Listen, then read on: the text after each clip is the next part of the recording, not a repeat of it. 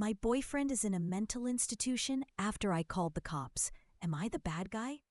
I want to share a deeply personal experience that has left me feeling conflicted and uncertain about my choices. It all began when I was in a relationship with my boyfriend, who was just a year older than me. We had been together for about a year, and while there were moments of joy, there were also significant challenges that weighed heavily on me. Throughout our relationship, my boyfriend frequently mentioned thoughts of self-harm. It was alarming to hear him express these feelings, and it happened at least once a month. There were times when he could be incredibly kind, but during our arguments, he would often have emotional breakdowns. In those moments, he would blame me for his problems, which made me feel trapped and responsible for his well-being. I found myself in a cycle where I would apologize just to calm him down. Even when I felt I hadn't done anything wrong, this emotional roller coaster was exhausting. I had been contemplating breaking up for a while, but I was terrified of the consequences. Whenever things got serious, he would threaten to end his life if I didn't comply with his wishes.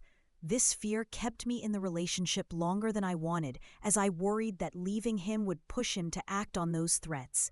One day, after a particularly intense argument and several days of me being distant in our long-distance relationship, he told me he was going to his father's house to get a gun and end his life.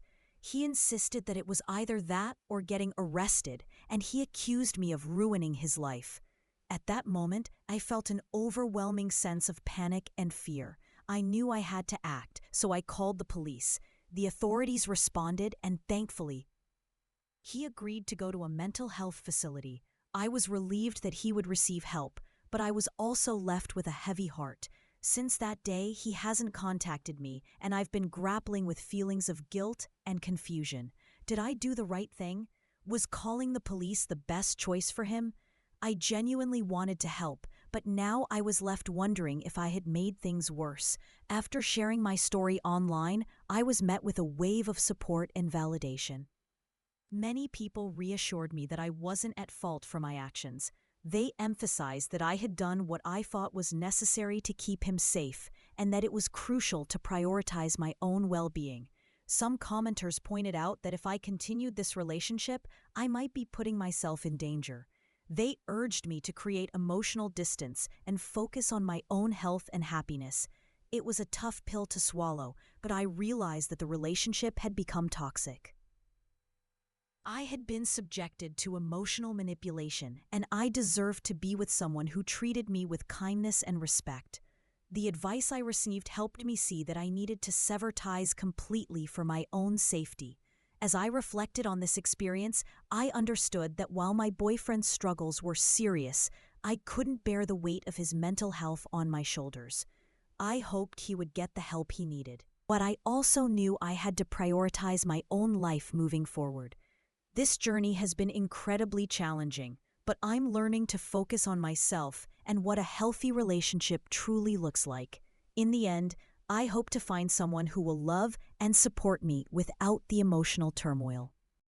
I'm taking this time to heal and grow, and I'm determined to move forward with my life, leaving the past behind. I found myself in a situation that felt like a never-ending cycle of guilt and manipulation. My boyfriend had been struggling with his mental health for quite some time, and I often felt like I was walking on eggshells around him. He would call me in distress, threatening to harm himself if I didn't return to him.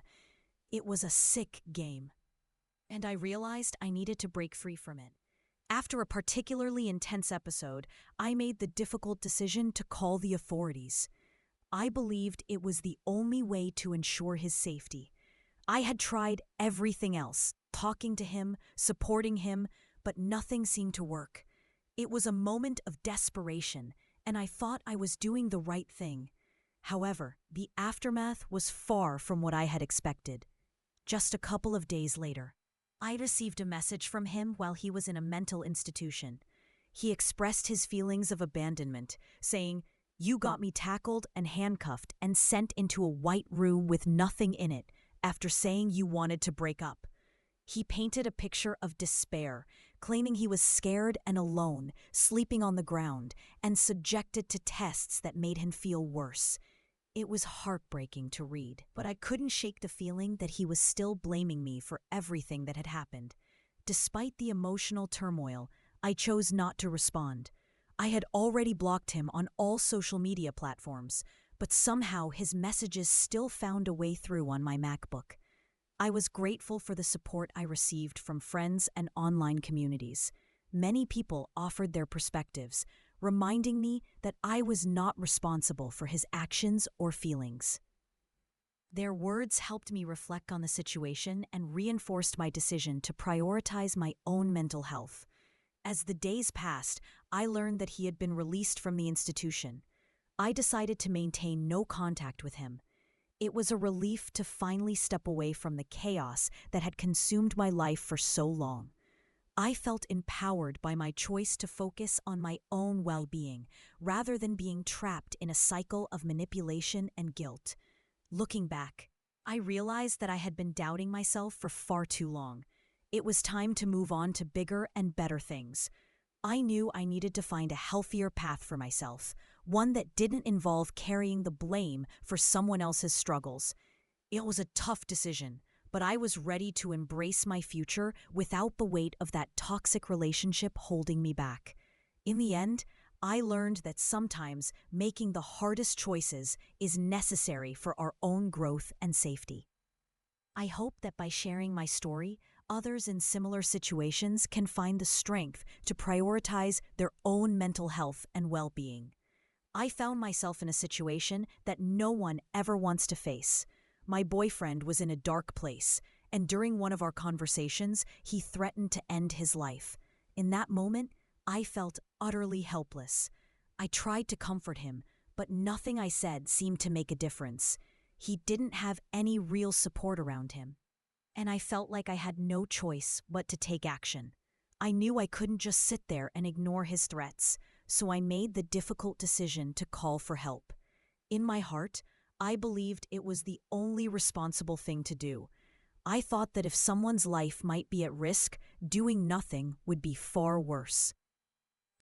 But little did I know, this decision would lead to a whirlwind of consequences that I never anticipated. A few days later, I received a barrage of messages from my ex, who was now blaming me for everything that had happened. He claimed that I had got his dad's apartment swatted and accused me of causing trauma for both him and his father. As I read his messages, I was taken aback by the sheer intensity of his words. He admitted that he wasn't actually suicidal and had lied about being depressed just to test me. Yet he still held me responsible for losing interest in him and making his life hell. His messages were filled with threats and accusations. He claimed that being sent to the mental institution would ruin his life, impacting his rights and career options. He described his experience in the institution as torture, detailing how he was locked in a bright room with nothing to do, wearing green scrubs and experiencing forced sleep disruption. It was as if he was trying to paint me as the villain in a story where I had only acted out of concern. He sent me a series of emotional manipulations, saying things like, "Now I know you either want to watch me suffer eternally or want to see me dead in some way." It was hard to process the fact that someone I cared about could turn so quickly from a partner to someone who was trying to make me feel guilty for seeking help. He even threatened to sue me, claiming that I had slandered him and destroyed his life. Despite his attempts to reach out, I chose not to respond. I blocked him, but he created another account to continue messaging me. It felt like I was trapped in a nightmare, and I didn't know how to escape. I had even documented some of his more alarming messages, including a photo he had sent me of a gun to his head from months prior. I realized I had been naive, believing that people could change and that love could fix everything. As I navigated this emotional turmoil, I found solace in the supportive comments from others who had experienced similar situations. They encouraged me to document everything and to talk to someone I trusted about what was happening. I was reminded that I wasn't at fault for his actions and that I had done the right thing by calling for help. I felt a mix of fear and shame about telling my parents what had transpired. I worried they would be angry with me for getting involved in such a complicated relationship, but I knew deep down that I needed to share my experience with them. They loved me, and I had to believe they would want to protect me. In the end, I learned a valuable lesson about recognizing red flags in relationships. I realized that I had to prioritize my well-being and that it was okay to seek help when someone's safety is at stake. As I moved forward, I promised myself to be more cautious and to trust my instincts.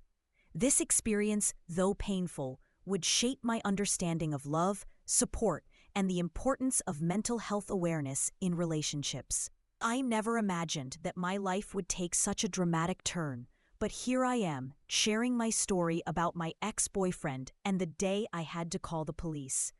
It all started when I noticed some troubling behavior from him. At first, I brushed it off, thinking it was just a phase or something he was going through. But as time went on, it became clear that he was struggling with some serious issues. One evening, things escalated.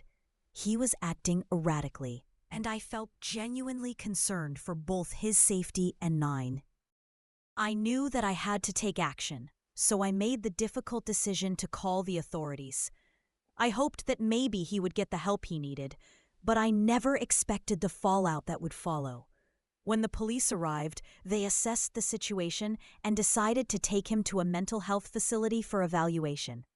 I felt a mix of relief and guilt. On one hand, I was glad he would receive professional help, but on the other, I couldn't shake the feeling that I had betrayed him. It was a tough pill to swallow, and I was left questioning whether I had done the right thing. Afterward, he was understandably upset. He accused me of overreacting, of being the cause of his current situation. It was as if he was trying to shift the blame onto me, and I found myself grappling with feelings of guilt and confusion. I began to realize that he was being manipulative, trying to make me feel responsible for his actions and the consequences that followed. As time passed, I started to see the situation more clearly. I recognized that his behavior was not just a momentary lapse, but part of a larger pattern. He had always struggled with taking responsibility for his actions, and this was just another example of him trying to deflect blame.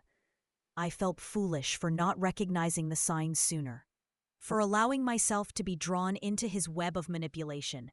I confided in friends, seeking their perspectives. They were supportive and encouraged me to stand firm in my decision. They reminded me that I had acted out of concern for his well-being, and that it was not my fault that he chose to react the way he did. I knew deep down that I had made the right choice, but the emotional toll was heavy. Eventually, I decided to end the relationship. It was a difficult decision, but I knew it was necessary for my own mental health. I told him directly, "I'm done. Don't contact me again."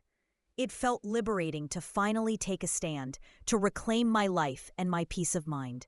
In the aftermath, I took steps to protect myself. I made my social media accounts private and distanced myself from anyone who might bring negativity into my life. I realized that I needed to prioritize my own well-being and surround myself with people who uplifted me. Looking back, I understand that I did what I had to do. I called for help when I felt it was necessary, and that's not something to feel guilty about. It's a reminder that sometimes we have to make tough choices for the sake of our own safety and mental health. Life can be complicated, but I'm learning to navigate it with strength and clarity.